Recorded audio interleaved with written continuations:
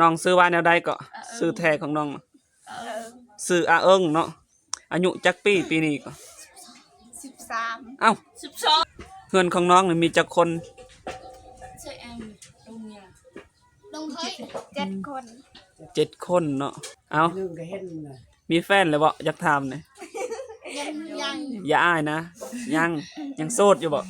โดยโสด100% โสดจักเปอร์เซ็นต์100%ได้พี่น้องตอบค่าดองเท่าได้บ่30โอ้50,000 บาทเป็นเงินไทยพี่น้อง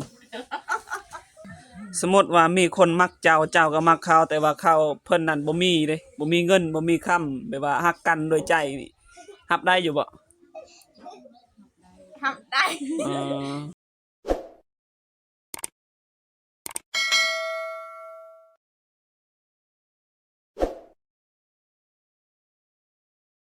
ตอนนี้เฮาก็มาบ้านผู้สาวเนาะสาวเอิ้งเอาไปเพิ่นก็สาวซึ่งแล้วก็สาวซึ่งเนาะประมาณ2 คนคือเก่าได้ไปน้องมื้อนี้ได้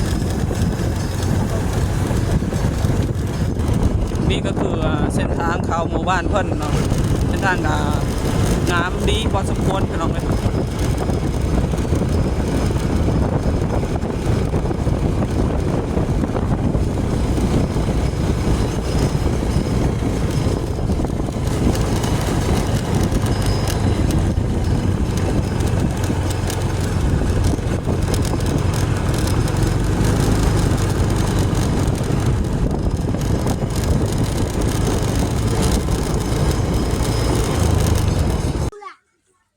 ทักทายสบายดีคือเก่าพี่น้องมื้อนี้เฮาก็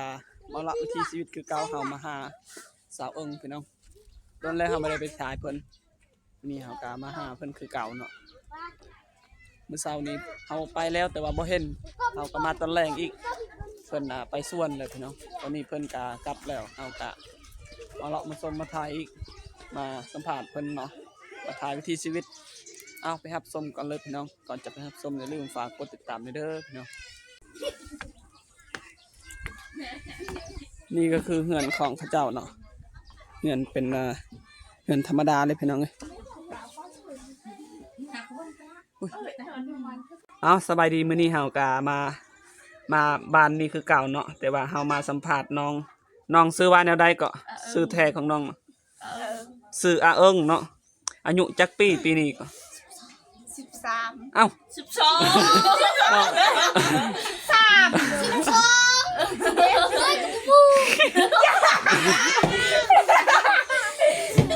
น้อ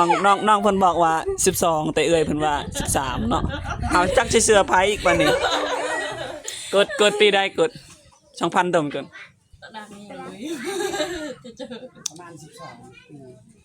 ประมาณ13 ปีเลยเพื่อนของน้องนี่มีจักคนลงเฮ้ย7 คน7 คนเนาะพี่น้องมี5 คนแล้วก็มีพ่อแม่เนาะน้องสาวเอิงน่าฮักได้พี่น้องเลยงามได้เพิ่นเลยสาวงามบานป่ามื้อนั้นเฮาก็มาถ่ายเพิ่นอาบน้ำเนาะเฮาก็มาตามทางแต่ว่าเห็นเพิ่นก็เฮาก็มาถ่ายแต่มื้อนี้เฮาก็มาอีกมา2 คนคือเก่านี่เอาสวัสดี FC สบายดีมื้อนี้เก็บตำไม้ตามเหล็กกะ2 ครั้งแล้วเฮามาบ่แม่นแต่ครั้งแรกเนาะสาวเอิงเอานึงก็เห็นมีแฟนเลยบ่อยากถามหน่อยยังอย่าอายนะยังโสดอยู่บ่โดยโสด100% โสดจักเปอร์เซ็นต์100%ได้พี่น้องเอ้ยคันมีคนจีบนี่มักบ่มักอ๋อมักรุ่นเดียวกันหรือว่ามักผู้เฒ่าหรือว่าแนวใดมักแบบใดบ่แบบใดก็มักอ๋อยังฮู้ว่าค่าดองเท่าใดอยู่บ้านนี่เฮาเพราะว่าบ้านเฮา30 ล้านบ้านเฮาก็บ่เคยเอาเมียอย่างนี้เนาะบ่เคยเอาผัวเอาเมียเนาะแม่นเฮาก็ยังฮู้ว่าอยู่บ้านนี้เขาเจ้าเอาค่าดองกันเท่าใดแล้วก็งัวควายมีหยังแน่ที่เขาอยากได้หั่นเท่าใดค่าดองเท่าใด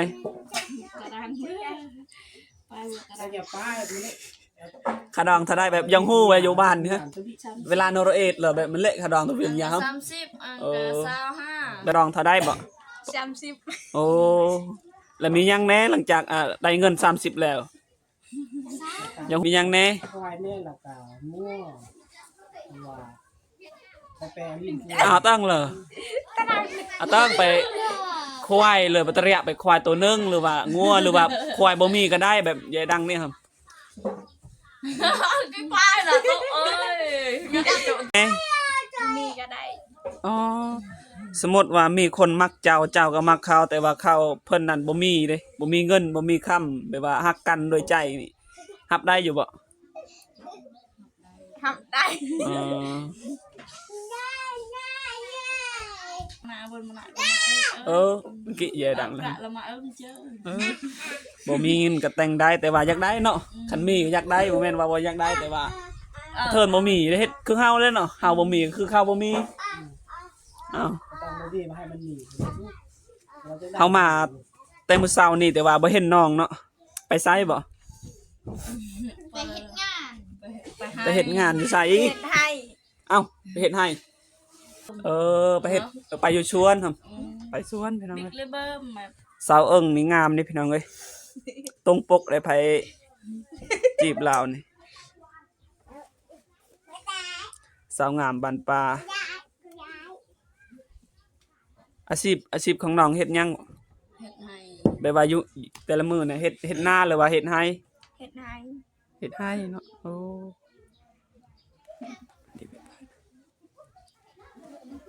เป็นเอ้าเวลาเขาเจ้ามาล่มนี่เขาล่มกันจังได๋อยู่นี่บ่ สมมุติว่าน้าปนเจาะอีหยังน่ะเจาะตรงน่องอยู่ไป ก็เวลาเขาเจ้ามาล่มน้องนี่เขาล่มกันจังไดล่มอยู่ในห้องหรือว่าล่มนอกบ่ lông nọ อ๋อสมมุติว่าฮักมักกันเด้เอาผัวนี่ต้องบอกพ่อแม่ก่อนหรือว่าไปรักเลย ไปปะเลย bo con อ๋อเขาบอกก่อนเนาะแต่บางเคสนี่เขาเจ้าเวลามักกันนี่หนีไปนำผัวเลยพี่น้องเอ้ยแต่ว่าเคสนี้เขาเจ้าก็บอกพ่อแม่ก่อนให้มาสู่ขอเนาะค่าดองของน้องก็คือ30 ล้านพี่น้องเอ้ยเพิ่นว่าอยากได้30 ล้านประมาณ50,000 บาทนี่แหละ50,000 บาทเป็นเงินไทยพี่น้องนี่คือเฮือนของสาวเอิงพี่น้องเอ้ยเพิ่นก็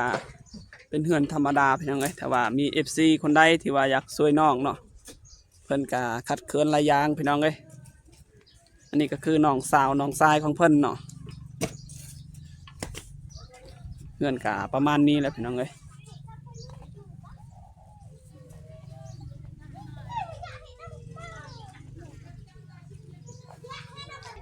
สำหรับคลิปนี้ก็บ่มีหยังหลายพี่น้องเอ้ย